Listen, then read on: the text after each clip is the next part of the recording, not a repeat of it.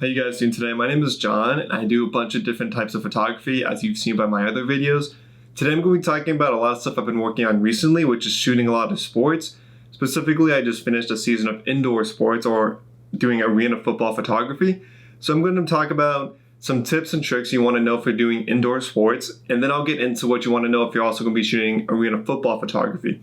So I'm going to do two different videos in one. And it'll be two different timestamps so you can focus on what you want to know from this video if you don't have the time to watch the entire thing. And as always, roll the intro.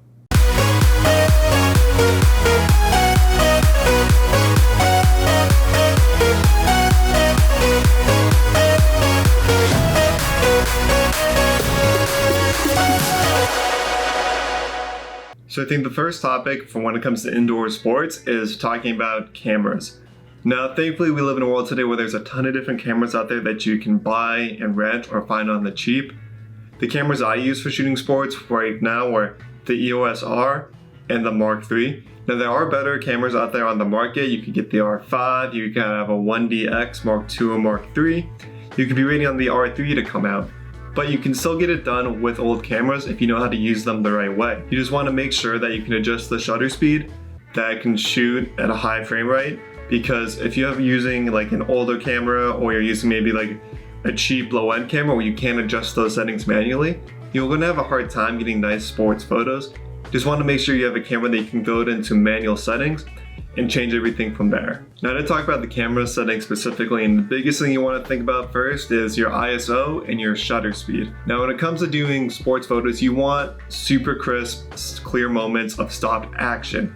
Or you could be going for some unique ones and some blurred motion, which you can experiment with on your own. When it comes to getting the crisp action shots that you see at the top of headlines, you have to take that shutter speed and you have to crank it all the way up to at least around 2000 or 2500, which is gonna make everything super dark because you're not letting in a lot of light into your camera for each photo. So what do you have to do to adjust for that? You have to take the ISO, which as a travel photographer to begin with, this was super hard for me because I'm so used to trying to keep it around 100 or 400. You have to crank it up. And I'm not just up to 1200, but you got to crank this up to 4000, 5000, 6400 or above, just because you need the shutter to be so fast that that limits your light, and you need to adjust for that through ISO. Because your aperture also needs to be as open as possible because you're in such a low light that you're already going to be at your lowest f4 or 2.8 or even lower if your lens allows it, letting in as much light as possible. So it's a balancing game where you have a high shutter speed, a super high ISO, and a very open aperture to get the best shot. Another setting that you're going to have to think about is one shot versus Servo. Now if you don't know what this is, you've probably been on one shot the entire time. And one shot is a focusing mode. That's the easiest way to describe it. Where when you click down the shutter on your camera, you're going to feel the camera kind of lock on to whatever you're pointing at and take a photo. But if you've used one shot a lot, you'll notice is when you lock onto that spot and your subject moves, they'll become out of focus again. Servo is basically a fancy way of saying continuous focus. So whatever I'm pointing my camera at, once I lock onto it, if I keep my camera tracked on it, even if the subject moves forward or back in the field of focus, they'll stay in focus because I'm telling the camera to be locked onto it. And to do that, you just make sure that your lens is on automatic focus because you won't be able to do it on manual. So just to get into a little bit more kind of trying to mentally explain what one shot versus Servo is, try to imagine like a plane of focus. And you gotta go back to like 8th grade, 9th grade algebra to really understand this. You got your y-axis, I think that's up and down, your x-axis, and then the z-axis. So imagine if like the X and Y, that's like your frame, that's your composition. But the Z, the one that's coming back and forward, that's your plane of focus. Now when you do Servo, you're pointing your camera at a subject and it's tracking the subject back and forth throughout that whole plane. When you're doing one shot, it's like you've got the plane and you're locating a little sliver and you're focusing that once you hold down the shutter. But it's only that one single individual plane that'll be in focus. So if your subject moves backwards and forwards in that plane, but you don't refocus your camera, it'll be out of focus. One thing that I do want to mention about this is that sometimes Servo has a bunch of different settings. And it could be depending on what your camera is. So you could have face tracking, you could have a 1 point, You have expanded area. You can also tell it to do brackets focusing on a horizontal area or just straight up vertical. Or you can even select a different points that you want to be focusing on for our servo. And sometimes this can just be a luck of the draw. You find one that you like the best. I prefer to just have one point with a little bit of an expanded area. And this is because when you're trying to track an athlete moving in space, you kind of just want to be your camera centered on him. So that way the one point is straight up in the center, focus on that athlete moving through space. Because a lot of times if you try to do facial recognition where it kind of locks onto the helmet or locks onto the face as they're moving, all it takes is for another player to run by and causes you to lose that focus. Or sometimes maybe it locks onto someone else's face because it actually happened closer to your camera than where you're pointing at. And then you lose the focus of that subject. This has happened to me a few times, which caused me to switch over to one point because there was one play, I don't think I have the photo any longer, that was on the running back. The running back was about to come and score a touchdown, but then the wide receiver ran right across my camera and stole the focus. So by the time the running back was crossing into the end zone, everything was blurry and I missed the shot. Now that's just kind of something you might want to play around with, but I particularly find that one shot with a few little points around it straight in the middle is the best, especially for football. Now when it comes to other sports, sometimes depending on where the action might be, where your camera might be pointing, you might want the area of focus at the bottom or at the top, just depending on where often the athletes are going, if they're diving down or jumping up to do specific things in their sport. And I just wanted to touch back onto camera choice just one more time because there's a specific thing you might have to look up or specific information about the camera. You want to know how many frames it can shoot per second. Because one thing, once you learn the triangle of shutter speed, aperture, and ISO, a lot of people often think that if you have a higher shutter speed, it means you can take more photos faster, which it does in a case because if you're shooting at a high shutter speed, that means your shutter's opening and closing a lot faster than it would at a lower shutter speed. But that doesn't mean your camera can take more photos because of that. So different cameras, as time has gone on, have improved their frame rates. So for example, the frame rates I've been working with is the Mark III shoots at 6 frames per second. So it doesn't matter what my shutter speed is at, the most photos my camera can take per second is 6 photos.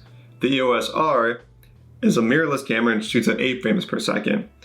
But if you're trying to figure out, or you've experimented with those before and you're like, how do I get even faster than that? You need to buy different cameras. For example, the Canon 1DX2 shoots at 12 frames per second. The 3 shoots at 20 frames per second. And that just means you're getting more photos per second. So for example, with my cameras, a lot of times as you could see the ball coming into the frame, and then the next moment you'd see the ball hitting the player in the hands, and the next moment with them being a move. Whereas if you had 12 or even 20 frames per second, you might get 4 different shots of the ball coming into the frame. Then you'll get 4 shots of the player making the catch, and then maybe another 4 shots of the player making a move in the same time span that I just get only 3 of those shots. Now the final thing you want to think about is your choice of lens.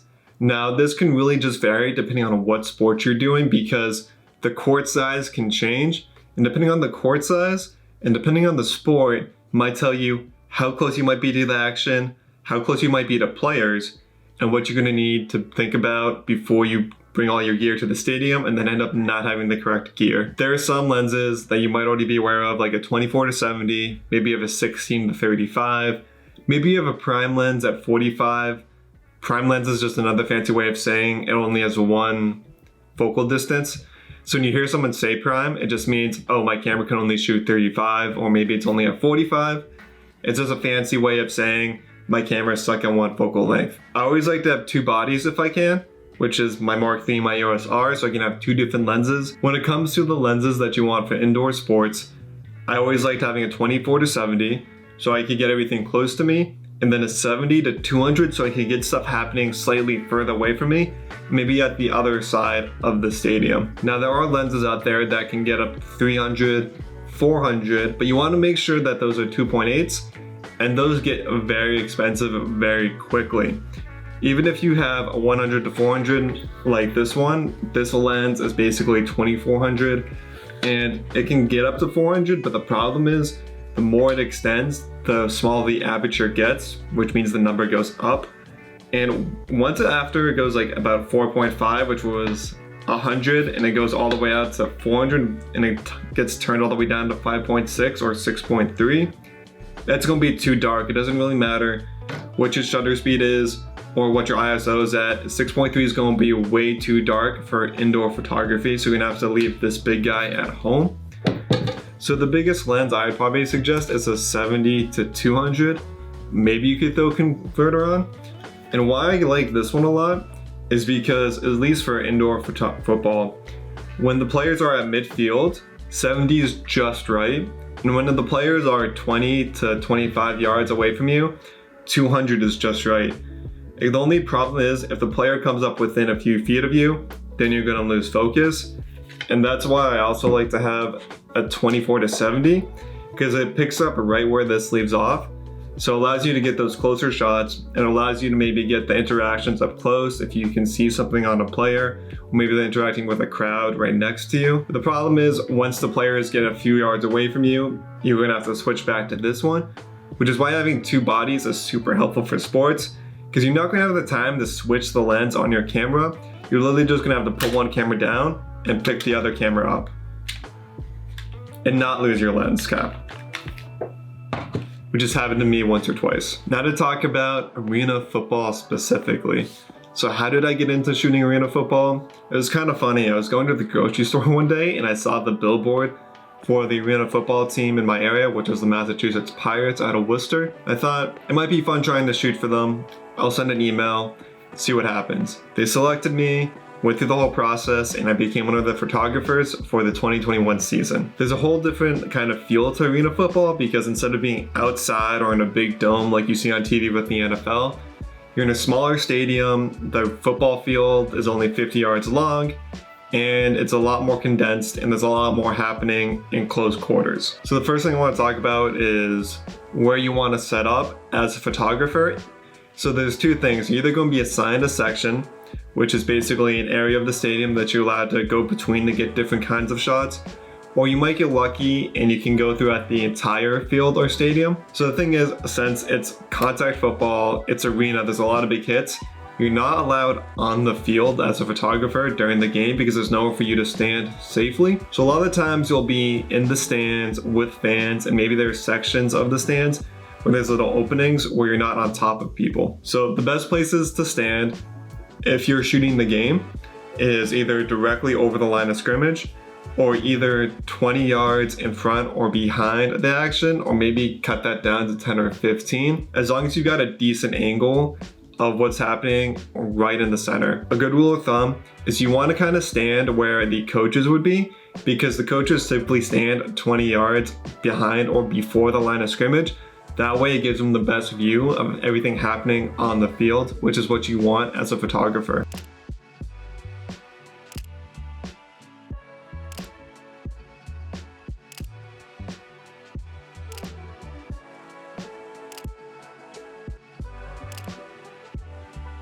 Another cool unique angle you can try if there are spots to stand is directly behind or directly in front of the play that's happening. So typically this is an end zone kind of look, and this at least allows you to give you like a point of view standpoint from the defensive or offensive players. Not a crow's nest, but like a whole kind of different look, because you can see what's happening from what the quarterback's perspective might be, or like a linebacker's perspective might be, as stuff is happening in front of them. This is super useful around the goal line or the end zone, so you can get up close action from a different angle instead of the default side angle that you see on TV the entire time. So what are the things you should be looking to shoot at an indoor football game?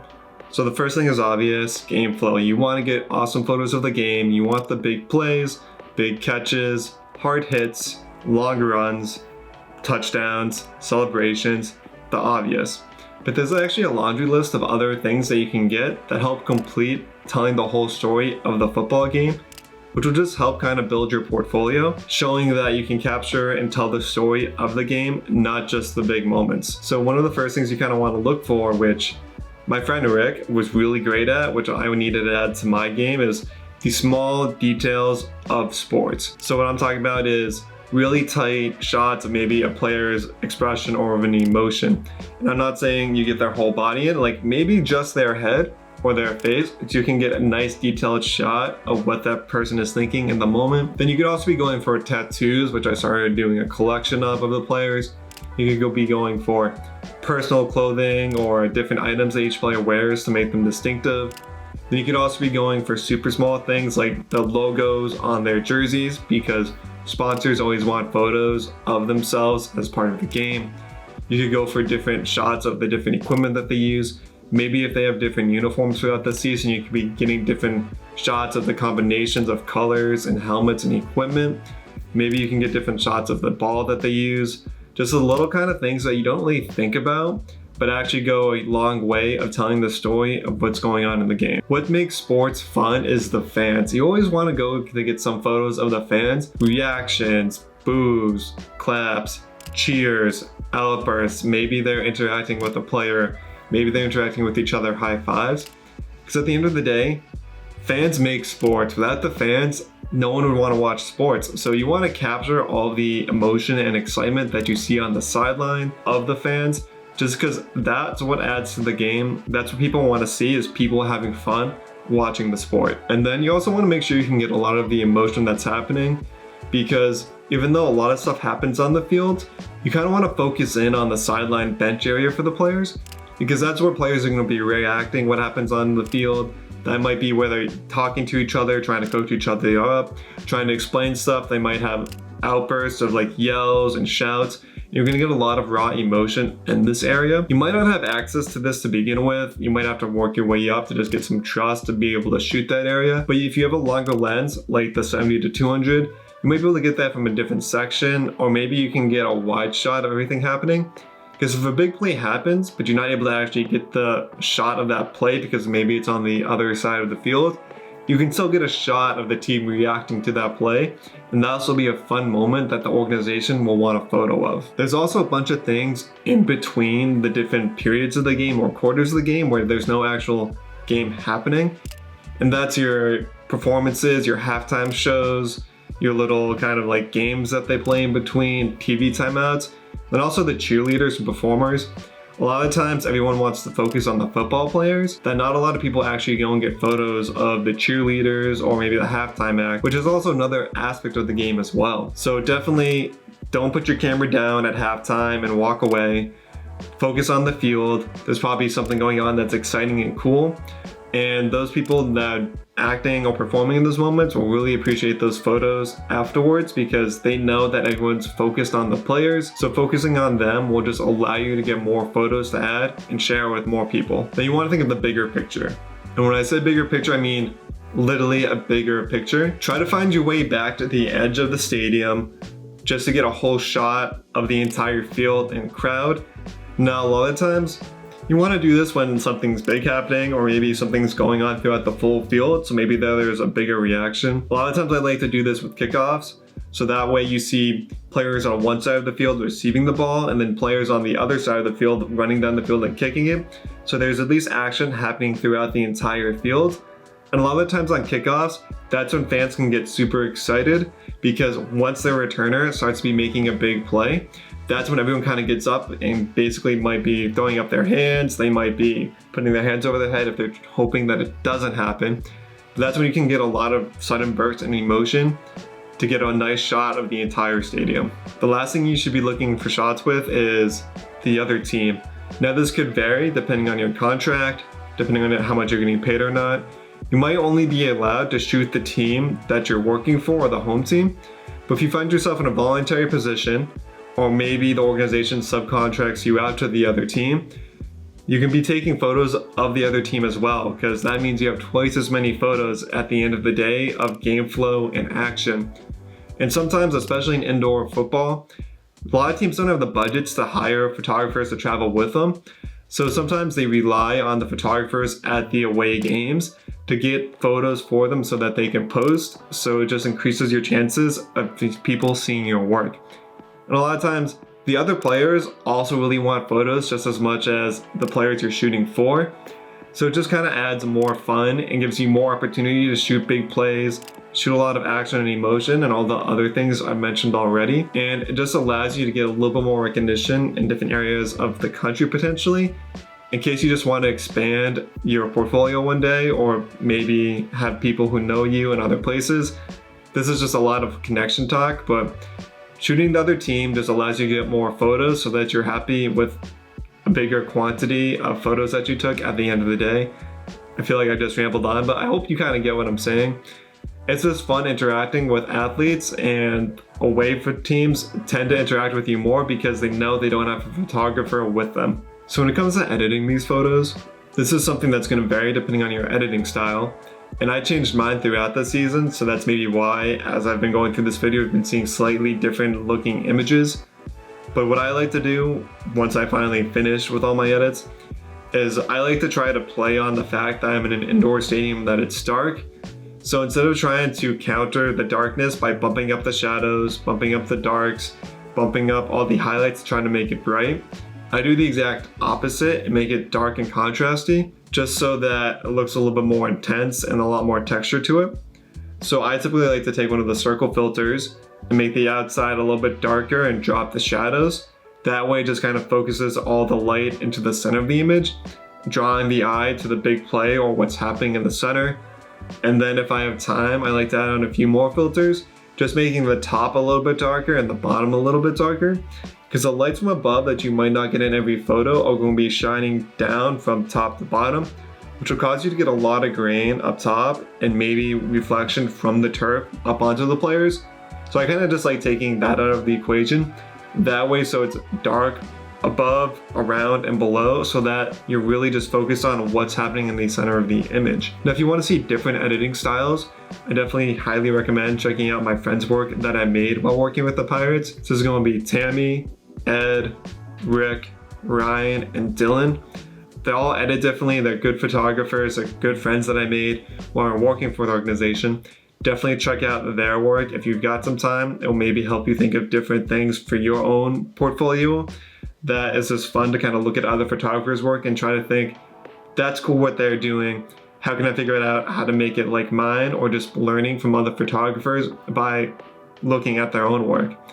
But as always, if you guys have any questions related to what I've been talking about, maybe you have some wondering questions about how to get your foot in the door, leave them down below and I'll try to answer them the best I can.